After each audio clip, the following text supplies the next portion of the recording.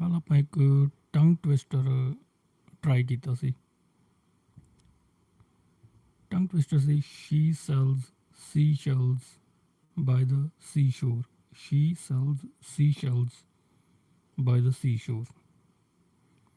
ਅੱਜ ਆਪ ਥੋੜ੍ਹਾ ਜਿਹਾ ਇਹ ਦੱਸ ਦਿੰਦੇ ਕਿਉਂਕਿ ਕੱਲ੍ਹ ਆਪਾਂ ਦੱਸ ਨਹੀਂ ਸਕੇ ਮੀਨਜ਼ ਇਹ ਟੰਗ ਟਵਿਸਟਰ ਬੋਲਿਆ ਕਿਉਂ, ਕਿਉਂਕਿ ਥੋੜ੍ਹਾ ਜਿਹਾ ਮੈਂ ਸਰਚ ਕੀਤਾ ਕਿ ਜੋ ਤੁਸੀਂ ਟੰਗ ਟਵਿਸਟਰ ਬੋਲਦੇ ਹੋ ਤੁਹਾਡੀ ਆਵਾਜ਼ ਦੇ ਵਿੱਚ ਕਹਿੰਦੇ ਬਹੁਤ ਕਲੈਰਿਟੀ ਆਉਂਦੀ ਹੈ। ਜਿਹੜੇ ਜੋ ਵੀ ਆਪਣੇ ਆਡੀਅנס ਲਾਈਵ ਹੁੰਦੇ ਆ ਮੀਨਜ਼ ਉਹਨਾਂ ਨੂੰ ਇਹ ਬਹੁਤ ਫਾਇਦੇਮੰਦ ਹੈ। ਟੰਗ ਟਵਿਸਟਰ ਬੋਲਣ ਨਾਲ ਸਾਡਾ ਕਾਫੀ ਜਿਹੜੇ ਆ ਵੋਕਲਸ ਆ ਉਹ ਮੀਨਜ਼ ਕਾਫੀ ਵਧੀਆ ਤਰੀਕੇ ਨਾਲ ਆਪਣਾ ਜਿਹੜਾ ਕੰਮ ਕਰਦੇ ਆ। ਅਤੇ ਇਹ ਆਪਾਂ ਅੱਜ ਜਿਹੜੀ ਟਾਕ ਕਰਾਂਗੇ ਟਾਕ ਦਾ ਆਪਣਾ ਅੱਜ ਜੋ ਵਿਸ਼ਾ ਹੈ ਉਹ ਹੈ ਲਾਈਫ ਦੇ ਜਿਹੜੇ ਚੈਲੰਜਿਸ ਨੇ ਉਸ ਨੂੰ ਓਵਰਕਮ ਕਿਸ ਤਰ੍ਹਾਂ ਕੀਤਾ ਜਾਏ।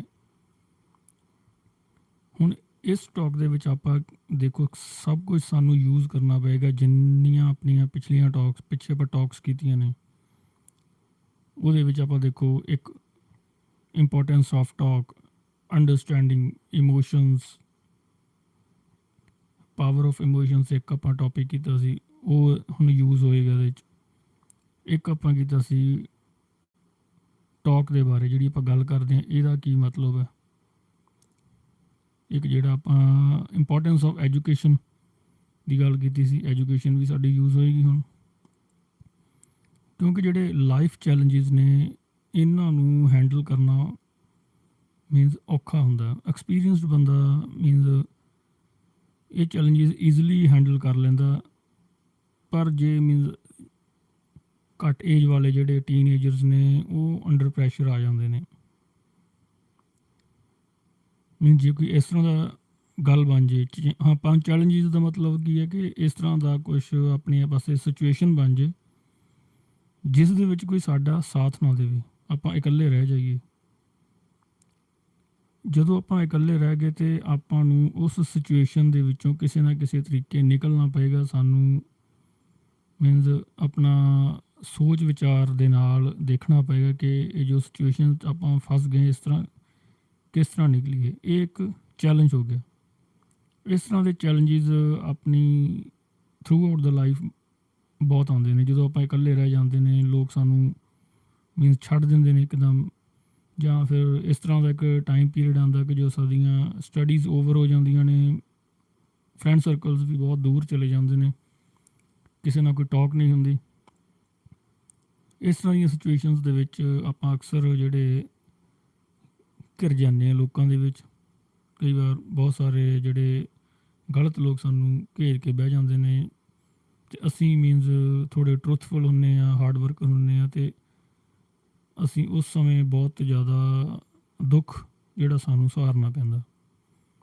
ਇਹ ਜਿਹੜੇ ਚੈਲੰਜਿਸ ਨੇ ਇਹ ਲਾਈਫ ਦੇ ਚੈਲੰਜਿਸ ਇਹੀ ਸਭ ਤੋਂ ਵੱਡੇ ਹੁੰਦੇ ਨੇ ਜਿਨ੍ਹਾਂ ਨੂੰ ਆਪਾਂ ਹੈਂਡਲ ਕਰਨਾ ਹੁੰਦਾ।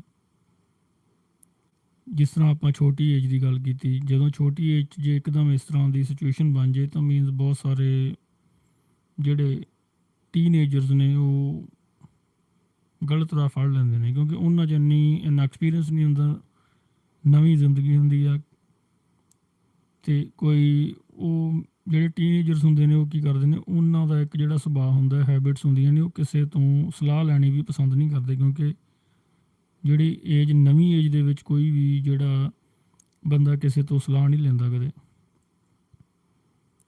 ਉਹਨਾਂ ਦੇ ਵਿੱਚ ਜਦੋਂ ਸਿਚੁਏਸ਼ਨਸ ਬਣਦੀਆਂ ਨੇ ਉਹ ਮੀਨਜ਼ ਇਸ ਤਰ੍ਹਾਂ ਦੇ ਰਾਹ ਫੜ ਲੈਂਦੇ ਨੇ ਕਿ ਜਿਸ ਤੋਂ ਵਾਪਸ ਮੁੜਨਾ ਹੀ ਔਖਾ ਹੋ ਜਾਂਦਾ। ਹੁਣ ਉਹਨਾਂ ਨੂੰ ਮੀਨਜ਼ ਆਪਾਂ ਪਹਿਲਾਂ ਇਹੀ ਗੱਲ ਕਰਦੇ ਹਾਂ ਕਿ ਜੇ ਹੁਣ ਕੋਈ ਟੀਨਏਜਰਸ ਸਾਡੇ ਆਸ ਪਾਸ ਹੁੰਦੇ ਨੇ ਸਾਰੇ ਪਾਸੇ ਨੇ, ਅਤੇ ਉਹਨਾਂ ਦੀ ਲਾਈਫ 'ਚ ਚੈਲੰਜਿਸ ਵੀ ਹੁੰਦੇ ਨੇ। ਸਭ ਤੋਂ ਪਹਿਲਾਂ ਤਾਂ ਗੱਲ ਇਹ ਹੈ ਕਿ ਸਾਨੂੰ ਇਹ ਗੱਲ ਸਮਝਣੀ ਪਏਗੀ ਕਿ ਉਹਨਾਂ ਦੀ ਲਾਈਫ ਵਿੱਚ ਵੀ ਚੈਲੰਜਿਸ ਹੁੰਦੇ ਨੇ। ਜੋ ਸਾਡੀਆਂ ਸਰਾਊਂਡਿੰਗਸ ਨੇ, ਸਾਡੇ ਜਿਸ ਤਰ੍ਹਾਂ ਆਪਾਂ ਜਿਸ ਕਲਚਰ 'ਚ ਰਹਿ ਰਹੇ ਹਾਂ, ਇਸ ਦੇ ਵਿੱਚ ਕੀ ਹੈ ਕਿ ਜ਼ਿਆਦਾਤਰ ਇਹੀ ਕਿਹਾ ਜਾਂਦਾ ਕਿ ਟੀਨਏਜਰਸ ਨੂੰ ਕੀ ਪ੍ਰੋਬਲਮ, ਟੀਨਏਜਰਸ ਇਹਨਾਂ ਦੀ ਤਾਂ ਜ਼ਿੰਦਗੀ, ਇਹਨਾਂ ਨੇ ਬਸ ਹੱਸਣ ਖੇਡਣ ਦਾ ਟਾਈਮ ਹੈ, ਚਲੋ ਇਹਨਾਂ ਨੇ ਆਪਣਾ ਗੱਲਾਂ ਕਰਨੀਆਂ, ਘੁੰਮਣਾ, ਤੇ ਬਸ ਉਸ ਤੋਂ ਬਾਅਦ ਨੈਕਸਟ ਲਾਈਫ ਆਏਗੀ ਤਾਂ ਜ਼ਿੰਮੇਵਾਰੀਆਂ ਬਣਨਗੀਆਂ, ਫਿਰ ਇਹਨਾਂ ਨੂੰ ਪਤਾ ਲੱਗੇਗਾ। ਇਹ ਗੱਲਾਂ ਵੀ ਠੀਕ ਨੇ, ਪਰ ਜੇ ਕੋਈ ਟੀਨੇਜਰਸ ਉੱਥੋਂ ਤੱਕ ਪਹੁੰਚ ਸਕਣ, ਕਿਉਂਕਿ ਅੱਜ ਕੱਲ੍ਹ ਦਾ ਜਿਹੜਾ ਮਾਹੌਲ ਹੈ ਉਹ ਬਹੁਤ ਖ਼ਰਾਬ ਹੋ ਚੁੱਕਾ ਹੈ। ਮੀਨਜ਼ ਇਸ ਤਰ੍ਹਾਂ ਦੇ ਸਾਨੂੰ ਸਪੋਰਟ ਹੀ ਨਹੀਂ ਟੀਨੇਜਰਸ ਨੂੰ ਮਿਲਦੀ ਕਿ ਉਹ ਇੱਕ ਫੈਮਿਲੀ ਬਣਾ ਸਕਣ। ਮੀਨਜ਼ ਉਸ ਤੋਂ ਬਾਅਦ ਉਹ ਐਕਸਪੀਰੀਅੰਸ ਵੀ ਉਹਨਾਂ ਦੀ ਲਾਈਫ 'ਚ ਆਵੇ ਕਿ ਕਿਸ ਤਰ੍ਹਾਂ ਇੱਕ ਫੈਮਿਲੀ ਨੂੰ ਰਨ ਕਰੀਦਾ, ਕੀ ਪ੍ਰੋਬਲਮਸ ਹੁੰਦੀਆਂ ਨੇ ਫੈਮਲੀਜ਼ ਵਿੱਚ। ਉੱਥੋਂ ਤੱਕ ਪਹੁੰਚਣ ਵਾਸਤੇ ਵੀ ਟੀਨੇਜਰਸ ਨੂੰ ਪਹਿਲਾਂ ਬਿਲਡ ਕਰਨਾ ਪਏਗਾ। ਜਿਹੜੇ ਲਾਈਫ ਦੇ ਚੈਲੰਜਿਸ ਨੇ ਉਹਨਾਂ ਨੂੰ ਓਵਰਕਮ ਕਰਨ ਵਾਸਤੇ ਉਹਨਾਂ ਨੂੰ ਟੀਚ ਕਰਨਾ ਪਏਗਾ ਕਿ ਕਿਸ ਤਰ੍ਹਾਂ ਤੁਸੀਂ ਲਾਈਫ ਦੇ ਚੈਲੰਜਿਸ ਹੈਂਡਲ ਕਰਨੇ ਨੇ। ਜੋ ਸਪੈਂਡ ਹੁੰਦੀ ਆ, ਅਸੀਂ ਉਹ ਚੀਜ਼ਾਂ ਦੇਖ ਚੁੱਕੇ ਹੁੰਦੇ ਹਾਂ ਜੋ ਉਹਨਾਂ ਨਾਲ ਹੋਣੀਆਂ ਹਜੇ। ਜੇ ਅਸੀਂ ਉਹਨਾਂ ਨੂੰ ਪਹਿਲਾਂ ਹੀ ਇਹ ਗੱਲ ਬਿਠਾ ਕੇ ਜਾਂ ਸਮਝਾ ਦਈਏ ਜਾਂ ਦੱਸ ਦਈਏ ਕਿ ਹੁਣ ਤੁਹਾਡੀ ਇਹ ਏਜ ਹੈ, ਇਸ ਤਰ੍ਹਾਂ ਦੇ ਲੋਕ ਤੁਹਾਡੀ ਏਜ 'ਚ ਆਉਣਗੇ ਅਤੇ ਤੁਹਾਨੂੰ ਕਿਸੇ ਤਰੀਕੇ ਨਾਲ ਕਿਤੇ ਨਾ ਕਿਤੇ ਸਟਕ ਕਰਨ ਦੀ ਕੋਸ਼ਿਸ਼ ਕਰਨਗੇ,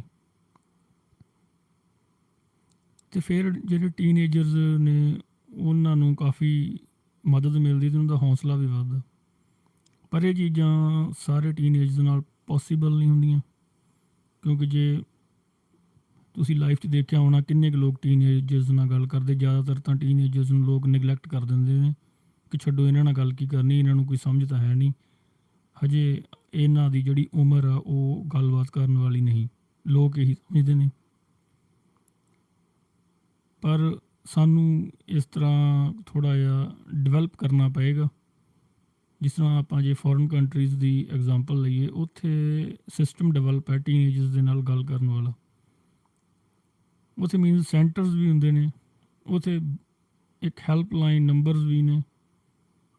ਸਭ ਤੋਂ ਵੱਡੀ ਗੱਲ ਕਿ ਜੇ ਕੋਈ ਜਿਹੜੀ ਪੁਲਿਸ ਵੀ ਉੱਥੇ ਬਹੁਤ ਹੈਲਪਫੁਲ ਹੈ, ਉਹ ਵੀ ਮੀਨਸ ਟੀਨੇਜਰਸ ਨੂੰ ਰਸਤਾ ਦਿਖਾ ਦਿੰਦੀ ਹੈ। ਜਿਸ ਤਰ੍ਹਾਂ ਆਪਾਂ ਕੱਲ੍ਹ ਗੱਲ ਕੀਤੀ ਸੀ ਕਿ ਜਿਹੜਾ ਇੱਕ ਸੋਚ ਵਿਚਾਰ ਕਰਨਾ, ਕਾਉਂਸਲਿੰਗ ਕਰਨੀ, ਜਿਹੜੇ ਟੀਨੇਜਰਸ ਨੇ ਉਹਨਾਂ ਦੀ ਕਾਉਂਸਲਿੰਗ ਆਪਾਂ ਕਰਦੇ ਹਾਂ। ਕਾਉਂਸਲਿੰਗ ਦੇ ਨਾਲ ਆਪਾਂ ਉਹਨਾਂ ਨੂੰ ਸਮਝ ਸਕਦੇ ਹਾਂ, ਉਹਨਾਂ ਨੂੰ ਕਿਸੇ ਵੀ ਸਟਕ ਇਨਵਾਇਰਮੈਂਟ 'ਚੋਂ ਕੱਢ ਸਕਦੇ ਹਾਂ, ਕਿਉਂਕਿ ਉਹ ਜਿਹੜੇ ਚੈਲੰਜਿਸ 'ਚ ਫਸ ਜਾਂਦੇ ਨੇ ਨਾ, ਉਹਨਾਂ ਦਾ ਐਕਸਪੀਰੀਅੰਸ ਬਿਲਕੁਲ ਨਹੀਂ ਹੁੰਦਾ ਅਤੇ ਉਹ ਉਹਨਾਂ ਵਾਸਤੇ ਨਿਕਲਣਾ ਇੱਕ ਇੰਪੋਸੀਬਲ ਹੋ ਜਾਂਦਾ। ਹੁਣ ਫੋਰਨ ਕੰਟਰੀਜ਼ 'ਚ ਕੀ ਆ ਕਿ ਟੀਨੇਜਰਸ ਨੂੰ ਜੇ ਪ੍ਰੋਬਲਮ ਆਉਂਦੀ, ਉਹ ਫੀਡ ਹੁੰਦੇ ਨੇ ਪਹਿਲਾਂ ਹੀ ਸਕੂਲ ਟਾਈਮ ਦੇ, ਉਹ ਇੱਕਦਮ ਆਪਣਾ ਪੁਲਿਸ ਕਾਲ ਕਰ ਦਿੰਦੇ ਨੇ ਜੇ ਉਹਨਾਂ ਨੂੰ ਕੁਛ ਨਹੀਂ ਸਮਝ ਆਉਂਦੀ। ਅਤੇ ਪੁਲਿਸ ਦਾ ਐਕਸਪੀਰੀਅੰਸ ਹੁੰਦੀ ਹੈ, ਉਹ ਫਿਰ ਦੇਖ ਲੈਂਦੀ ਹੈ ਕਿ ਬੱਚਾ ਸਟ੍ਰੈਸਡ ਹੈ, ਡਰਿਆ ਹੋਇਆ ਹੈ, ਫੀਅਰ ਹੈ, ਕਿਸ ਤਰ੍ਹਾਂ ਦੀ ਸਿਚੁਏਸ਼ਨ ਹੈ, ਅਤੇ ਉਹਨਾਂ ਨੂੰ ਜਿਹੜੇ ਸੈਂਟਰਸ ਹੁੰਦੇ ਨੇ ਉੱਥੇ ਜਿਹੜੇ ਹੈਂਡਲ ਕਰਦੇ ਨੇ ਬੱਚਿਆਂ ਦੇ ਹੈਬਿਟਸ ਨੂੰ, ਜਿਹੜੇ ਸਟੱਡੀ ਕਰਦੇ ਨੇ ਉਹਨਾਂ ਨੂੰ ਹੈਲਪ ਕਰਦੇ ਨੇ ਇਸ ਇਨਵਾਇਰਮੈਂਟ ਨੂੰ ਸਮਝਣ ਦੇ ਵਿੱਚ, ਅਤੇ ਉਹ ਉੱਥੇ ਉਹਨਾਂ ਨੂੰ ਮੀਨਜ਼ ਕਹਿ ਦਿੰਦੇ ਨੇ, ਉੱਥੇ ਉਹਨਾਂ ਨੂੰ ਜੁਆਇਨ ਕਰਵਾ ਦਿੰਦੇ ਨੇ। ਅਤੇ ਉੱਥੇ ਉਹਨਾਂ ਨੂੰ ਬੜੇ ਆਰਾਮ ਨਾਲ ਜਿਹੜੀਆਂ ਗੱਲਾਂ ਦੱਸੀਆਂ ਜਾਂਦੀਆਂ ਨੇ, ਗੱਲਾਂ ਤੁਹਾਨੂੰ ਪਤਾ ਨੋਰਮਲ ਹੀ ਹੁੰਦੀਆਂ ਨੇ, ਕਿਉਂਕਿ ਜੋ ਅਸੀਂ ਲਾਈਫ ਦੇਖ ਲਈ ਉਹ ਅਸੀਂ ਮੀਨਸ ਸਾਨੂੰ ਈਜ਼ੀ ਲੱਗਦੀ ਹੈ, ਪਰ ਜਿਨ੍ਹਾਂ ਨੇ ਇਹ ਲਾਈਫ ਨਹੀਂ ਦੇਖੀ ਅਜੇ ਉਹਨਾਂ ਵਾਸਤੇ ਟਫ ਹੁੰਦੀ ਹੈ। ਇਹ ਥੋੜ੍ਹਾ ਜਿਹਾ ਬਹੁਤ ਹੀ ਧਿਆਨ ਨਾਲ ਅਤੇ ਬਰੀਕੀ ਨਾਲ ਜੇ ਅਸੀਂ ਸੋਚਾਂਗੇ, ਫਿਰ ਅਸੀਂ ਥੋੜ੍ਹਾ ਜਿਹਾ ਅੰਡਰਸਟੈਂਡ ਕਰ ਪਾਵਾਂਗੇ, ਫਿਰ ਸਾਨੂੰ ਸਮਝ ਲੱਗੇਗੀ। ਕਿਉਂਕਿ ਜ਼ਿਆਦਾਤਰ ਕੀ ਹੈ, ਜਿਹੜਾ ਨੋਰਮਲ ਮੈਨ ਹੈ ਨਾ, ਨੋਰਮਲ ਮੈਨ ਇਹ ਗੱਲ ਥੋੜ੍ਹੀ ਜਿਹੀ ਸਮਝ ਲਏਗਾ, ਪਰ ਉਹਨੂੰ ਸੋਚਣਾ ਪਏਗਾ ਕਿ ਜੋ ਤੁਸੀਂ ਹੁਣ ਲਾਈਫ ਤੁਹਾਡੀ ਲੰਘ ਗਈ, ਉਸ ਦੇ ਵਿੱਚ ਤੁਸੀਂ ਕਿੰਨਾ ਕੁਛ ਦੇਖਿਆ, ਕਿਸੇ ਦੀਆਂ ਕੋਈ ਲੜਾਈਆਂ ਦੇਖੀਆਂ, ਕਿਸੇ ਦੇ ਮਤਲਬ ਕਿ ਕੁਛ ਨਾ ਕੁਛ ਫੈਸਲੇ ਹੁੰਦੇ ਦੇਖੇ, ਕਿਸੇ ਦੀ ਤਰੱਕੀ ਹੁੰਦੀ ਦੇਖੀ, ਕਿਸੇ ਨੂੰ ਡਾਊਨ ਹੁੰਦੇ ਦੇਖਿਆ।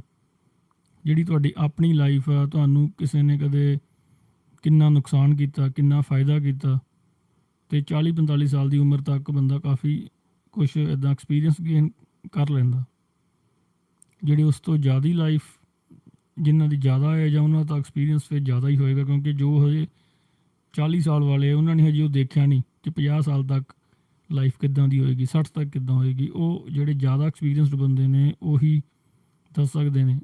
ਪਰ ਆਪਾਂ ਜੇ ਗੱਲ ਕਰੀਏ 16, 17, 18, 20 ਸਾਲ, 21 ਸਾਲ ਤੱਕ, ਉਹਨਾਂ ਨੂੰ ਆਪਾਂ ਬੜੇ ਈਜ਼ੀਲੀ ਗਾਈਡ ਕਰ ਸਕਦੇ ਹਾਂ। ਸਾਨੂੰ ਬਸ ਇੰਨਾ ਸਮਝਣਾ ਪਏਗਾ ਕਿ ਉਹਨਾਂ ਨੂੰ ਹਜੇ ਇਹ ਗੱਲਾਂ ਨਹੀਂ ਪਤਾ ਜੋ ਅਸੀਂ ਸਭ ਕੁਛ ਵੇਖ ਚੁੱਕੇ ਹਾਂ। ਇਹ ਮੀਨਜ਼ ਤੁਸੀਂ ਕਹਿ ਲਓ ਇਹ ਬਹੁਤ ਘੱਟ ਲੋਕਾਂ ਨੂੰ ਇਹ ਪਤਾ ਹੁੰਦਾ। ਬਸ ਜੋ ਆ ਵੀ ਜਿਹੜਾ ਐਜੂਕੇਸ਼ਨ ਸਿਸਟਮ ਬਣਿਆ ਉਹਦੇ ਵਿੱਚ ਉਹ ਸਿਸਟਮ ਇਸੇ ਕਰਕੇ ਬਣਿਆ ਕਿਉਂਕਿ ਉਹ ਜਿਹੜੀਆਂ ਬੁੱਕਸ ਹੁੰਦੀਆਂ ਨੇ ਇਸ ਦੇ ਰਿਲੇਟਡ ਜਦੋਂ ਆਪਾਂ ਉਹ ਪੜ੍ਹਦੇ ਹਾਂ ਤਾਂ ਸਾਡਾ ਬ੍ਰੇਨ ਉਹ ਨੌਲੇਜ ਜਿਹੜੀ ਸਾਡੇ 'ਚ ਫੀਡ ਹੋ ਜਾਂਦੀ ਹੈ ਕਿ ਟੀਨਏਜਰਸ ਨੂੰ ਇਹ ਗੱਲਾਂ ਨਹੀਂ ਪਤਾ ਕਿਉਂਕਿ ਅਸੀਂ ਬੁੱਕਸ ਪੜ੍ਹੀਆਂ ਹੁੰਦੀਆਂ ਨੇ, ਗੱਲਾਂ ਸੁਣੀਆਂ ਹੁੰਦੀਆਂ ਨੇ ਕਾਲਜਿਸ ਤੋਂ, ਪ੍ਰੋਫੈਸਰਸ ਤੋਂ। ਇਸ ਕਰਕੇ ਸਾਡੇ ਮਾਈਂਡ ਨੂੰ ਪਤਾ ਹੁੰਦਾ ਜਿਹੜੇ ਬੰਦੇ ਐਜੂਕੇਟਡ ਨੇ ਕਿਉਂਕਿ ਤੁਹਾਨੂੰ ਪਤਾ ਕਿਸੇ ਵੀ ਗੱਲ ਦਾ ਉਦੋਂ ਹੀ ਲੱਗੇਗਾ ਜਦੋਂ ਤੁਹਾਨੂੰ ਕੋਈ ਦੱਸੇਗਾ। ਇਹ ਇੱਕ ਟੈਕਨੀਕ ਹੈ ਕਿ ਮੀਨਜ਼ ਉਹਨਾਂ ਟਾਈਮ ਤੁਹਾਨੂੰ ਪਤਾ ਨਹੀਂ ਲੱਗੇਗਾ ਕਿਸੇ ਗੱਲ ਦਾ ਜਿੰਨਾ ਟਾਈਮ ਤੁਹਾਨੂੰ ਕੋਈ ਦੱਸੇਗਾ ਨਹੀਂ, ਚਾਹੇ ਉਹ ਗੱਲ ਬਿਲਕੁਲ ਈਜ਼ੀ ਹੋਏ। ਜਿਸ ਤਰ੍ਹਾਂ ਆਪਾਂ ਕੋਈ ਜਿੱਦਾਂ ਬੱਚੇ ਹੁੰਦੇ ਨੇ ਛੋਟੇ ਜਿਨ੍ਹਾਂ ਨੂੰ ਹਜੇ ਇਹ ਵੀ ਨਹੀਂ ਪਤਾ ਕਿ ਇਲੈਕਟ੍ਰੀਸਿਟੀ ਕੀ ਆ, ਫੈਨਸ ਕੀ ਆ। ਸਾਡੇ ਵਾਸਤੇ ਬਹੁਤ ਸੌਖਾ ਹੈ ਕਿ ਉਹ ਜਾ ਕੇ ਸਵਿੱਚ ਦਬਦੇ ਨਹੀਂ, ਪਰ ਉਹਨਾਂ ਨੂੰ ਓਨਾ ਟਾਈਮ ਨਹੀਂ ਪਤਾ ਲੱਗੇਗਾ ਜਿੰਨਾ ਟਾਈਮ ਤੁਸੀਂ ਦੱਸਦੇ ਨਹੀਂ ਕਿ ਇਹ ਸਵਿੱਚ ਹੈ, ਸਵਿੱਚ ਨੂੰ ਦੱਬਣ ਨਾਲ ਅੱਗੇ ਜਿਹੜਾ ਫੈਨ ਹੈ ਚੱਲੇਗਾ। ਇਹ ਛੋਟੀ ਐਗਜ਼ਾਮਪਲ ਆਪਾਂ ਥੋੜ੍ਹੀ ਜਿਹੀ ਆਊਟ ਆਫ ਦਾ ਪਾਸ ਇਸ ਕਰਕੇ ਲਈ ਕਿ ਗੱਲ ਥੋੜ੍ਹੀ ਜਿਹੀ ਅੰਡਰਸਟੈਂਡ ਹੋ ਜਾਏ ਕਿ ਸਾਨੂੰ ਇਹ ਨਹੀਂ ਸੋਚਣਾ ਚਾਹੀਦਾ ਕਿ ਦੂਸਰੇ ਨੂੰ ਸਭ ਕੁਝ ਪਤਾ ਹੈ। ਜਿਹੜੇ ਹੁਣ ਟੀਨਏਜਰਸ ਨੇ ਇਹਨਾਂ ਨੂੰ ਸਭ ਕੁਝ ਪਤਾ। ਸਾਨੂੰ ਹਮੇਸ਼ਾ ਇਹੀ ਸੋਚਣਾ ਚਾਹੀਦਾ ਕਿ ਇਹਨਾਂ ਨੂੰ ਹਜੇ ਨਹੀਂ ਪਤਾ ਜੋ ਅਸੀਂ ਸਭ ਕੁਝ ਦੇਖ ਚੁੱਕੇ ਹਾਂ, ਅਤੇ ਇਹਨਾਂ ਨੂੰ ਸਮਝਾਉਣ ਦਾ ਜੋ ਉਹ ਹੈ। ਇਹ ਨਹੀਂ ਕਹਿਣਾ ਕਿ ਸਮਝਦੇ ਨਹੀਂ ਕਿ ਕਿਉਂਕਿ ਟੀਨਏਜਰਸ ਦਾ ਬ੍ਰੇਨ ਇੱਦਾਂ ਦਾ ਹੁੰਦਾ ਕਿ ਉਹ ਗੱਲ ਸੁਣਦੇ ਨਹੀਂ ਕਿਸੇ ਦੀ, ਉਹ ਆਪਣੀ ਮਰਜ਼ੀ ਕਰਕੇ ਹੀ ਖੁਸ਼ ਹੁੰਦੇ ਆ। ਜਦੋਂ ਉਹਨਾਂ ਦੀ 27 28 ਸਾਲ 29 30 ਸਾਲ ਤੱਕ ਏਜ ਜਾਂਦੀ ਹੈ ਫਿਰ ਉਹ ਸੁਣਨਾ ਸ਼ੁਰੂ ਕਰਦੇ ਆ ਦੂਸਰਿਆਂ ਨੂੰ ਕਿ ਅਸੀਂ ਹੁਣ ਆਪਣੀ ਮਰਜ਼ੀ ਕਰਕੇ ਦੇਖ ਲਈਏ ਅਤੇ ਹੁਣ ਦੂਸਰਿਆਂ ਨੂੰ ਸੁਣਨਾ ਜ਼ਰੂਰੀ ਹੈ। ਪਹਿਲਾਂ ਹੀ ਆਪਾਂ ਜੇ ਉਸ ਏਜ ਦੇ ਵਿੱਚ ਹੀ ਜੇ ਗਾਈਡ ਕਰਨਾ ਉਹਦੇ ਵਾਸਤੇ ਟੈਕਨੀਕਸ ਬਣੀਆਂ ਹੁੰਦੀਆਂ ਨੇ। ਜਿਹੜੇ ਬੰਦੇ ਸਾਇੰਟਿਸਟ ਨੇ ਜਿਨ੍ਹਾਂ ਨੇ ਹਿਊਮਨ ਬਿਹੇਵੀਅਰ ਨੂੰ ਸਟੱਡੀ ਕੀਤਾ, ਹਿਊਮਨ ਬਿਹੇਵੀਅਰ ਜਿਹੜਾ ਆਪਣਾ ਇਨਸਾਨ ਦਾ ਜਿਹੜਾ ਸੁਭਾਅ ਹੈ, ਇਹਦੇ 'ਤੇ ਬੁੱਕਸ ਲਿਖੀਆਂ ਜਾਂਦੀਆਂ ਕਿ ਇਨਸਾਨ ਦੇ ਸੁਭਾਅ ਕਿਹੜੀ ਏਜ 'ਚ ਕਿਸ ਤਰ੍ਹਾਂ ਦੇ ਹੁੰਦੇ ਨੇ। ਅਤੇ ਜਿਹੜੇ PhDs ਹੁੰਦੇ ਨੇ, ਐਕਸਪਰਟ ਹੁੰਦੇ ਨੇ, ਉਹਨਾਂ ਨੇ ਬੁੱਕਸ ਪੜ੍ਹੀਆਂ ਹੁੰਦੀਆਂ ਨੇ। ਅਤੇ ਮੀਨਸ ਜੋ ਜਿਨ੍ਹਾਂ ਦੀ ਐਜੂਕੇਸ਼ਨ ਡਿਫਰੈਂਟ ਹੈ ਉਹਨਾਂ ਨੂੰ ਵੀ ਹੋ ਹੀ ਜਾਂਦੀ ਕਿਉਂਕਿ ਜੇ ਆਪਾਂ ਡਿਫਰੈਂਟ ਬੁੱਕਸ ਵੀ ਪੜ੍ਹਦੇ ਹਾਂ ਤਾਂ ਸਾਨੂੰ ਇਹਨਾਂ ਚੀਜ਼ਾਂ ਦੀ ਨੌਲੇਜ ਹੋ ਹੀ ਜਾਂਦੀ ਹੈ ਕਿ ਲਾਈਫ ਦੇ ਵਿੱਚ ਡਿਫਰੈਂਟ ਸਟੇਜਿਸ ਆ ਲਾਈਫ ਦੀਆਂ, ਅਤੇ ਕਿਸ ਸਟੇਜ ਵਿੱਚ ਬੰਦਾ ਦੀ ਸੋਚ ਸ਼ਕਤੀ ਕਿਸ ਤਰ੍ਹਾਂ ਦੀ ਹੋਏਗੀ, ਕਿਸ ਤਰ੍ਹਾਂ ਉਹ ਜਿਸ ਤਰ੍ਹਾਂ ਥੋੜ੍ਹੇ ਜਿਹੇ ਟੀਨਏਜਰਸ ਹੁਣ ਅਵੇਸ ਲਈ ਹੁੰਦੇ ਨੇ, ਉਹ ਤਾਂ ਕੇਅਰਲੈਸ ਹੁੰਦੇ ਨੇ। ਅਤੇ ਲਿਖੀਆਂ ਹੁੰਦੀਆਂ ਨੇ ਬੁੱਕਸ ਵਿੱਚ ਉਹ ਮੀਨਜ਼ ਫੋਰਨ ਕੰਟਰੀਜ਼ ਵਿੱਚ ਤਾਂ ਇਹ ਚੀਜ਼ਾਂ ਯੂਜ਼ ਹੁੰਦੀਆਂ ਨੇ, ਉਹ ਟੈਕਨੀਕਸ ਨੂੰ ਅਪਲਾਈ ਕੀਤਾ ਜਾਂਦਾ ਅਤੇ ਬੱਚਿਆਂ ਨੂੰ ਉਹ ਗੱਲਾਂ ਦੱਸੀਆਂ ਜਾਂਦੀਆਂ ਨੇ। ਟੈਕਨੀਕ ਦਾ ਮਤਲਬ ਇਹ ਹੈ ਕਿ ਉਹਦੇ ਵਿੱਚ ਇੱਕ ਜਿਸ ਤਰ੍ਹਾਂ ਲਾਈਨ ਲਿਖੀ ਹੋਏਗੀ, ਜੇ ਤੁਸੀਂ ਟੀਨਏਜਰ ਨੂੰ ਗੁੱਸੇ ਵਿੱਚ ਦੇਖਦੇ ਹੋ, ਹਮੇਸ਼ਾ ਗੁੱਸੇ ਵਿੱਚ ਰਹਿੰਦਾ, ਤਾਂ ਤੁਸੀਂ ਉਹਨੂੰ ਥੋੜ੍ਹਾ ਜਿਹਾ ਆਪਣਾ ਗੱਲਬਾਤ ਕਰੋ, ਆਪਣਾਪਣ ਉਸ ਨੂੰ ਲੱਗੇ, ਉਸ ਦੇ ਮਾਇੰਡ ਦੇ ਵਿੱਚ ਥੋੜ੍ਹਾ ਵਿਸ਼ਵਾਸ ਬਣੇ ਅਤੇ ਉਹ ਤੁਹਾਨੂੰ ਜਿਹੜਾ ਆਪਣੀ ਪ੍ਰੋਬਲਮ ਦੱਸ ਸਕੇ। ਇਹ ਇੱਕ ਟੈਕਨੀਕ ਹੋ ਗਈ ਕਿ ਜੇ ਜੋ ਕੋਈ ਵੀ ਟੀਨਏਜਰ ਆ ਤੁਸੀਂ ਉਹਦਾ ਤੁਹਾਡੇ 'ਤੇ ਥੋੜ੍ਹਾ ਜਿਹਾ ਵਿਸ਼ਵਾਸ ਬਣਨਾ ਚਾਹੀਦਾ ਤਾਂ ਕਿ ਤੁਹਾਨੂੰ ਉਹ ਆਪਣੀ ਗੱਲ ਦੱਸ ਸਕੇ ਕਿ ਮੈਨੂੰ ਇਹ ਪ੍ਰੋਬਲਮ ਹੈ ਕਿ ਮੈਂ ਆਹ ਕੰਮ ਕਰਨਾ ਚਾਹੁੰਦਾ। ਜਿਹਨੂੰ ਇਹ ਨੋਰਮਲੀ ਐਕਸਪੀਰੀਅੰਸ ਤੋਂ ਪਤਾ ਹੈ ਉਹ ਤਾਂ ਠੀਕ ਹੈ, ਪਰ ਮੇਰੇ ਕਹਿਣ ਦਾ ਮਤਲਬ ਕਿ ਇਹਨਾਂ ਚੀਜ਼ਾਂ ਦੇ ਉੱਪਰ ਵੀ ਬੁੱਕਸ ਹੁੰਦੀਆਂ ਨੇ, ਰਿਸਰਚ ਕੀਤੀ ਜਾਂਦੀ ਹੈ, ਖੋਜ ਕੀਤੀ ਜਾਂਦੀ ਹੈ, ਜੋ ਜ਼ਿਆਦਾਤਰ ਆਪਣੇ ਸ਼ਾਇਦ ਲੋਕਾਂ ਨੂੰ ਨਹੀਂ ਪਤਾ ਹੁੰਦਾ। ਚਲੋ ਜੋ ਪੜ੍ਹੇ ਨੇ ਉਹਨਾਂ ਨੂੰ ਤਾਂ ਹੋ ਸਕਦਾ ਪਤਾ ਹੋਵੇ, ਪਰ ਉਹਦੇ ਵਿੱਚ ਵੀ ਤੁਸੀਂ ਕਹਿ ਲਓ ਕਿ 50% ਨੂੰ ਇਹ ਗੱਲਾਂ ਤੱਕ ਉਹ ਨਹੀਂ ਪਹੁੰਚਦੇ ਕਿ ਇੰਨੀਆਂ ਛੋਟੀਆਂ ਜਿਹੜੀਆਂ ਗੱਲਾਂ ਨੇ ਉਹਨਾਂ ਨੂੰ ਵੀ ਰਿਸਰਚ ਨਾਲ ਦੇਖਿਆ ਜਾਂਦਾ। ਇਸ ਤਰ੍ਹਾਂ ਜਦੋਂ ਟੈਕਨੀਕਸ ਹੁੰਦੀਆਂ ਨੇ ਉਹ ਜਦੋਂ ਅਪਲਾਈ ਕੀਤੀਆਂ ਜਾਂਦੀਆਂ ਨੇ, ਜਿਹੜੇ ਉਹ 'ਚ ਲਿਖਿਆ ਹੁੰਦਾ ਕਿ ਕਿਸ ਤਰ੍ਹਾਂ ਤੁਸੀਂ ਟੀਨਏਜਰ ਨੂੰ ਸਮਝਣਾ, ਕੀ ਤਰੀਕੇ ਦੇ ਉਹਦੇ ਸੁਭਾਅ ਨੇ। ਕਈ ਟੀਨਏਜਰ ਚਿੜਚਿੜੇ ਹੁੰਦੇ ਨੇ, ਕਈ ਕਿਸ ਤਰ੍ਹਾਂ ਦੇ। ਉਹ ਮੀਨਜ਼ ਉਹਨਾਂ ਦਾ ਜਿਹੜਾ ਸੁਭਾਅ ਉਹਦੇ ਪਿੱਛੇ ਹੁੰਦੇ ਜਿਹੜੇ ਨੇ ਕਾਰਨ ਉਹਦਾ ਇਹੀ ਹੁੰਦਾ ਕਿ ਜਿਹੜੇ ਉਹਨਾਂ ਦੇ ਚੈਲੰਜਿਸ ਹੁੰਦੇ ਨੇ। ਟੀਨਏਜਰਸ ਦੇ ਵਿੱਚ ਨੂੰ ਚੈਲੰਜਿਸ ਬਹੁਤ ਫੇਸ ਕਰਨੇ ਪੈਂਦੇ ਕਿਉਂਕਿ ਨਿਊ ਏਜ ਦੇ ਵਿੱਚ ਉਹ ਟਰਾਂਸਫਰ ਹੁੰਦੇ ਨੇ ਅਤੇ ਸਮਝਣ ਵਾਲਾ ਉਹਨਾਂ ਨੂੰ ਕੋਈ ਵੀ ਨਹੀਂ। ਅਤੇ ਇਸ ਤਰੀਕੇ ਨਾਲ ਇੱਕ ਜਿਹੜੀਆਂ ਟੈਕਨੀਕਸ ਨੇ ਸਮਝਣ ਦੀਆਂ, ਉਸ ਦੇ ਨਾਲ ਜਿਹੜੇ ਉਹਨਾਂ ਦੇ ਲਾਈਫ ਦੇ ਚੈਲੰਜਿਸ ਆ ਉਹਨਾਂ ਨੂੰ ਓਵਰਕਮ ਆਪਾਂ ਕਰ ਸਕਦੇ ਹਾਂ। ਬਸ ਇਹ ਹੈ ਕਿ ਉਹਨਾਂ ਨੂੰ ਉਹ ਚੀਜ਼ਾਂ ਸਮਝਾਉਣੀਆਂ ਪੈਣ। ਜਿਸ ਤਰ੍ਹਾਂ ਆਪਾਂ ਕਹਿੰਦੇ ਕਮਿਊਨਿਟੀ ਸੈਂਟਰਸ ਹੋਣੇ ਚਾਹੀਦੇ ਨੇ। ਕਮਿਊਨਿਟੀ ਸੈਂਟਰਸ 'ਚ ਹੀ ਉਹਨਾਂ ਨੂੰ ਕਲਾਸਿਸ ਉਹਨਾਂ ਦੀਆਂ ਲੱਗਦੀਆਂ ਨੇ ਟੀਨਏਜਰਸ ਦੀਆਂ, ਜਿੱਥੇ ਉਹਨਾਂ ਨੂੰ ਇਹ ਗੱਲ ਸਮਝਾਈ ਜਾਂਦੀ ਹੈ ਕਿ ਲਾਈਫ ਕੀ ਹੈ, ਕਿਸ ਤਰ੍ਹਾਂ ਤੁਸੀਂ ਰਹਿਣਾ। ਨੈਕਸਟ ਹੁਣ ਜੇ ਆਪਾਂ ਗੱਲ ਕਰੀਏ ਕਿ ਜੋ ਆਪਣੀ ਏਜ ਥੋੜ੍ਹੀ ਜਿਹੀ ਗਰੋ ਹੋ ਜਾਂਦੀ ਹੈ, ਜਿਸ ਤਰ੍ਹਾਂ ਆਪਾਂ ਟੀਨ ਏਜ ਤੋਂ ਐਜੂਕੇਸ਼ਨ ਹਾਸਲ ਕੀਤੀ, ਦੋ ਤਰ੍ਹਾਂ ਦੇ ਲੋਕ ਹੁਣ ਹੋਣਗੇ ਜਿਹੜੇ ਅੱਗੇ ਆਪਾਂ ਨੈਕਸਟ ਗੱਲ ਕਰਾਂਗੇ। ਇੱਕ ਤਾਂ ਉਹ ਬੰਦੇ ਜਿਨ੍ਹਾਂ ਨੇ ਡਿਗਰੀਜ਼ ਹਾਸਲ ਕਰ ਲਈਆਂ, ਅਤੇ ਇੱਕ ਉਹ ਬੰਦੇ ਜਿਨ੍ਹਾਂ ਨੇ ਹੁਣ ਮੰਨ ਲਓ ਡਿਗਰੀਜ਼ ਹਾਸਲ ਕਰ ਲਈਆਂ। ਉਹਨਾਂ ਕੋਲ ਤਾਂ ਨੌਲੇਜ ਬਹੁਤ ਆ ਜਾਂਦੀ ਹੈ ਕਿ ਲਾਈਫ ਨੂੰ ਹੈਂਡਲ ਕਰਨ ਦੀ, ਪਰ ਨੌਲੇਜ 23 ਈਅਰਸ ਦੇ ਵਿੱਚ ਜੇ ਬਹੁਤ ਸਾਰੀ ਨੌਲੇਜ ਬੰਦੇ ਕੋਲ ਆ ਜੇ, ਉਸ ਦਾ ਇੱਕ ਲਿਮਿਟੇਸ਼ਨ ਵੀ ਹੈ, ਉਸ ਦਾ ਇੱਕ ਘਾਟਾ ਵੀ ਹੈ। ਦੇਖੋ ਸੋਚ ਕੇ ਕਿ ਮੀਨਸ ਕੀ ਘਾਟਾ ਹੋ ਸਕਦਾ ਜੇ ਕੋਈ 23 ਈਅਰ ਏਜ ਤੱਕ ਕਿਸੇ ਕੋਲ ਬਹੁਤ ਸਾਰੀ ਇਨਫੋਰਮੇਸ਼ਨ ਆ ਜੇ, ਚਾਹੇ ਉਹ ਡਾਕਟਰ ਬਣ ਜੇ, ਚਾਹੇ ਉਹ ਇੰਜੀਨੀਅਰ ਬਣ ਜੇ, ਇਹ ਮੀਨਸ ਵੱਡੀਆਂ ਡਿਗਰੀਜ਼ ਨੇ। ਤਾਂ ਉਹਦੀ ਇੱਕ ਹੀ ਲਿਮਿਟੇਸ਼ਨ ਹੈ ਕਿ ਬੱਚੇ ਜਿਹੜੇ ਨੇ ਉਹ ਓਵਰ ਕੌਨਫੀਡੈਂਟ ਹੋ ਜਾਂਦੇ ਨੇ, ਕਿਉਂਕਿ ਉਹਨਾਂ ਦੀ ਨੌਲੇਜ ਐਕਸਟਰਾਆਰਡਨਰੀ ਹੁੰਦੀ ਹੈ। ਅਤੇ ਉਸ ਤੋਂ ਜਦੋਂ ਉਹਨਾਂ 'ਚ ਓਵਰ ਕੌਨਫੀਡੈਂਸ ਆ ਗਿਆ, ਅਤੇ ਫਿਰ ਉਹ ਬੱਚੇ ਵੀ ਕਿਸੇ ਦੀ ਗੱਲ ਨਹੀਂ ਸੁਣਦੇ।